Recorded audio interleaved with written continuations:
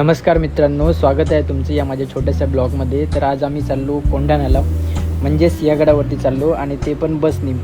आम्ही बावधनवरनं 43 नंबरची बस घेतली आणि आलो सिंहगड रोडवरती. आता इथनं 50 नंबरची बस घेणार आणि जाणार सिंहगडावरती. तुम्ही पण बसनी सिंहगडावरती जाऊ शकता. तुमच्याकडे 70 रुपयाचा पास असेल तर तुम्हाला खडक वाचल्यानंतर डोंजी या गावासाठी वेगळी तिकीट काढावे लागेल. समोर दिसणाऱ्या ब्रिजच्या खालून आम्ही सिंहगड रोडवरती जाणार. इथनं आम्ही 50 नंबरची बस घेणार आणि जाणार सिंहगडावरती. क्षणातच आम्हाला बस मिळाली आणि आम्ही आमच्या प्रवासाला सुरुवात केली. हे माझ्यासोबत आहेत आपले रोहित भाऊ. कंडक्टर साहेब लय जमात दिसतात. मित्रांनो, तुम्ही डोंजीच्या पायथ्याला जाऊन ट्रॅकिंग करत पण तुम्ही सिंहगडावरती जाऊ शकता. आणि जर तुम्हाला ट्रॅकिंग करून जर नसेल जायचं असेल, डायरेक्ट गडावरती जायचं असेल, तर तुम्ही 70 रुपयाची तिकीट काढूनसुद्धा जाऊ शकता. मला पण ट्रॅकिंग करत जायचं होतं, पण रोहित भाऊ बोलले की उद्या आम्हाला कामाला पण जायचं आहे, त्यामुळे नको, म्हणून आम्ही गाडीने आलो.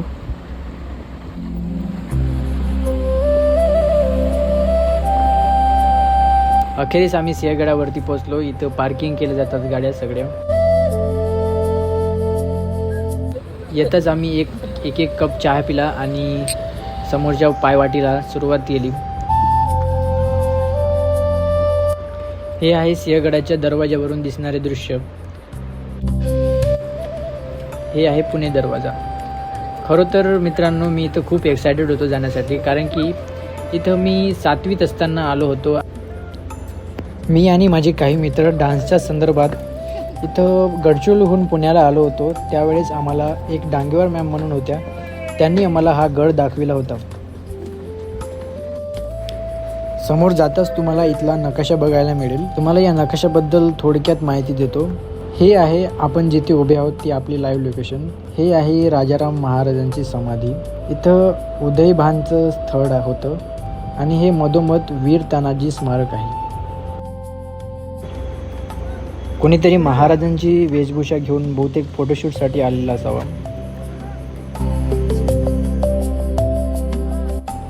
समोर जाताच आपल्याला घोड्याची पागा म्हणून एक ठिकाण दिसेल. मला अगोदर वाटायचं की हे घोडे ठेवण्याची जागा असावी, बट तसं काही नाही. तिथं दिलेल्या माहितीप्रमाणे ही घोड्याची जागा नाही. त्याबद्दल काही थोडक्यात माहिती दिलेली होती. हे इथले खोदकाम पुणे दरवाजापेक्षाही प्राचीन होते. वास्तविक हे पाण्याची टाकी होते. इथे पाणी आहे आणि या खोदकामाची उंची घोडा उभा राहू शकेल एवढी सुद्धा नाही, त्यामुळे ही घोड्याची पागा नाही असं स्पष्टपणे त्या बोर्डावर लिहिलेलं होतं. त्यानंतर आम्ही आतमध्ये प्रवेश घेतला.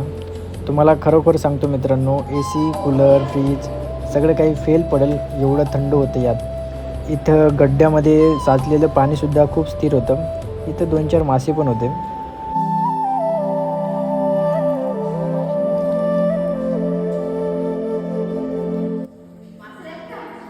हो, माझ्यासोबतची आलेली बाई मला विचारत होती की मासे आहेत का.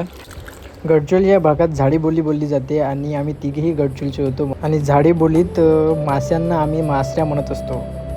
त्यानंतर आम्ही समोर वळालो. तिथं वरती एक तोफ ठेवलेली होती, ती बघण्याकरिता आम्ही गेलो वरती. खूप मोठी तोफ ठेवलेली होती वरती, ती बघितली आणि लगेच रिटर्न आलो.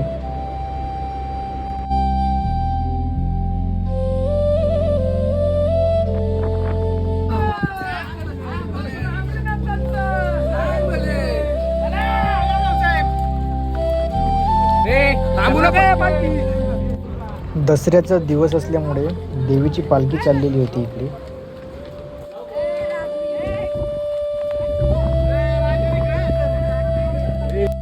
खूप छान इथं फुलं बहरलेली होती सिंहगडावरती. मी आजपर्यंत खूप सारे काही ब्लॉग बनवले नव्हते, त्यामुळे मोबाईल कसा पकडायचा हे काय मला समजत नव्हतं. मी उभाच पकडलेला होता, पण आता कळालं की आडवा पकडला पाहिजे आपण मोबाईल, ज्यामुळे आपल्या यूट्यूबला बघणाऱ्या लोकांना थोडंसं सोपं जाईल. नेक्स्ट टाईम मी नक्की तुमच्यासाठी आडवा असा मोबाईल पकडून व्हिडिओ नक्की काढणार.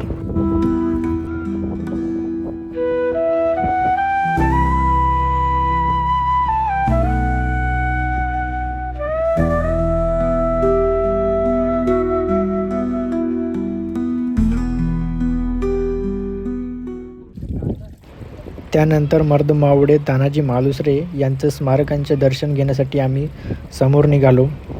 रोहित पुढे पुढे आणि आम्ही त्यांच्या मागे मागे जात होतो. ज्यांचे दर्शन घ्यायचे होते आम्ही तिथे आलो. आम्ही आमचे शूज चप्पल बाहेर काढलं आणि आतमध्ये प्रवेश घेतला.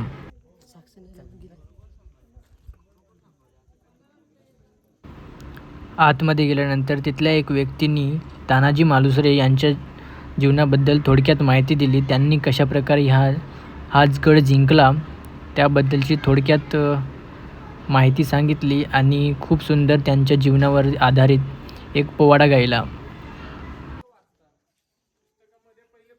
त्याचबरोबर एक छोट्याशा मुलांनी पण गीत गायलं, ते तुम्ही बघू शकता.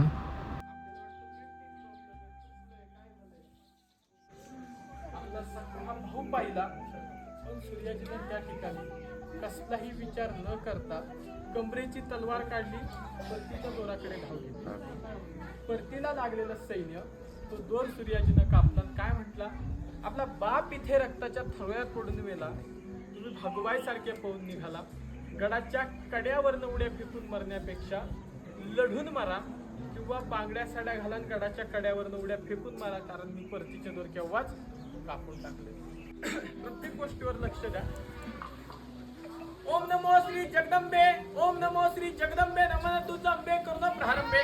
डपावरी थापतून तुन्याचा, डपावरी थापतून तुन्याचा, शाहीर हा महाराष्ट्राचा प्राण, शाहीर हा महाराष्ट्राचा प्राण. शिवप्रभूचे गात गुणगान, जी जी जी, राज्यमाता राजगडाला,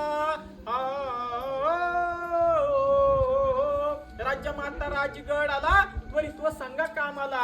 बोटाने किल्ला दाविला, कोंढाणा किल्ला दाविला, किल्ल्याच्या पराक्रमाला, किल्ल्याची माहिती घेण्याला संभाजी वीर गरजला. येऊन भिडले कोळीवाड्याला, कोळीवाड्याला अजिरहा जीजी, कोळीवाड्याला अजिरहा जीजी.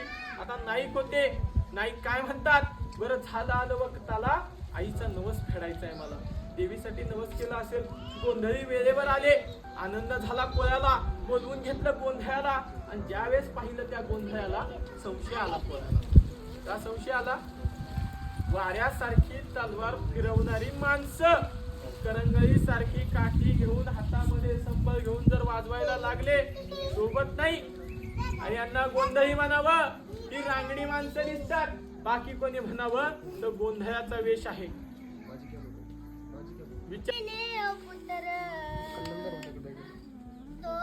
खूप भारी वाटलं भावाचं पोवाडा ऐकून. त्यानंतर आम्ही समोर वळालो. समोर तुम्हाला अमृतेश्वर भैरव मंदिर मिळेल, त्या आतमध्ये आम्ही गेलो आणि तिथल्या मातेचं दर्शन घेतलं.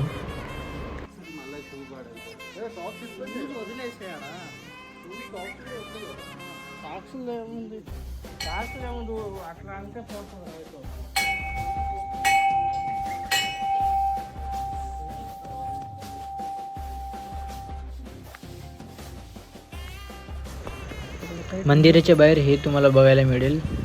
इथं पण एक छोटंसं मंदिर होतं, त्याच्या शेजारी एक देवटाकी म्हणून होती. बहुतेक याच्यात पाणी जमा करून पिण्यासाठी वापरण्यात येत होतं. आता वापरतात की नाही ते माहीत नाही. नंतर आम्ही समोरच्या दिशेने वळालो. खूप सुंदर वातावरण होतं, इथनं बघू शकता तुम्ही.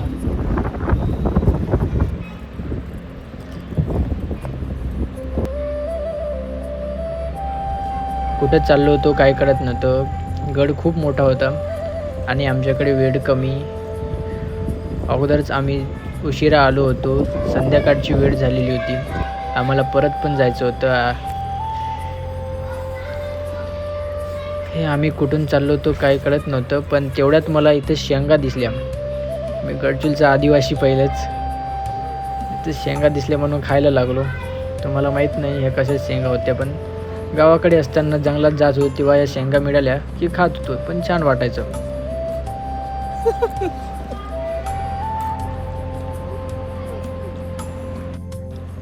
आम्हाला कल्याण दरवाजा बघायचा होता, त्यामुळे आम्ही निघालो कल्याण दरवाजाकडे. अखेरकार आम्हाला कल्याण दरवाजा सापडला आणि आम्ही बघायला निघालो.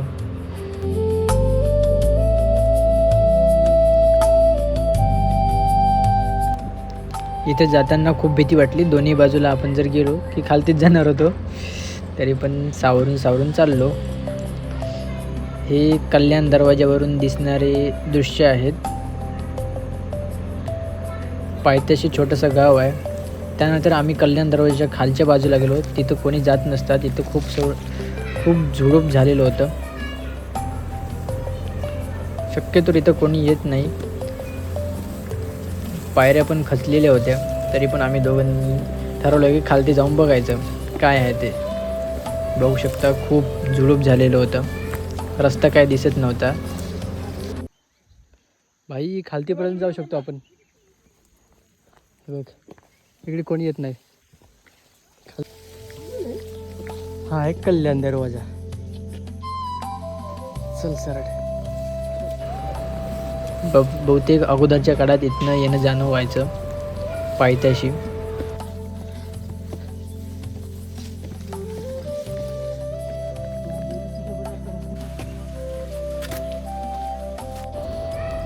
गड फिरून झाल्यानंतर आम्हा तिघांना पण खूप जोराची भूक लागलेली. त्यामुळे विचार केला की जायचं आणि काहीतरी खायचं. तेवढ्यात एका ताईनं आम्हाला तिथं बसवलं. आम्ही विचारलं तिथं काय मिळते. तिथं कांदा भजी वगैरे मिळणार होतं. तर आम्ही कांदा भजी मागवला आणि लगेच आमचा कांदा भजी आला. कांदा भजी खाऊन होताच आम्ही एक मसाला वांगा आणि पिठली भाकर मागवलं. ते पण खाऊन झाल्यानंतर परतताना आम्ही मकई खाल्ली. बघा कसं खातो. बस अशा प्रकारे आजचा आम्ही सिंहगड फिरला आणि आम्ही परतलो. खूप थकलो होतो जाताना. बसमध्ये जागा पण नव्हती रिटर्न जाताना. मग विचार केला की खालतीच बसावं म्हणून खालतीच बसलो. तर अशा रीतीने आजचा आमचा ब्लॉग इथंच संपला. तुम्हाला जर हा ब्लॉग आवडला असेल तर नक्कीच लाईक करा. नाही आवडला असेल तर डिसलाईक पण करू शकता. आणि जर तुम्हाला असे ब्लॉग बघायचे असतील तर सबस्क्राईब पण करू शकता. आणि काही चुकी झाली असेल तर नक्कीच कमेंटमध्ये सांगू शकता. आणि कसा वाटला ते पण सांगू शकता. पूर्ण व्हिडिओ बघितल्याबद्दल धन्यवाद.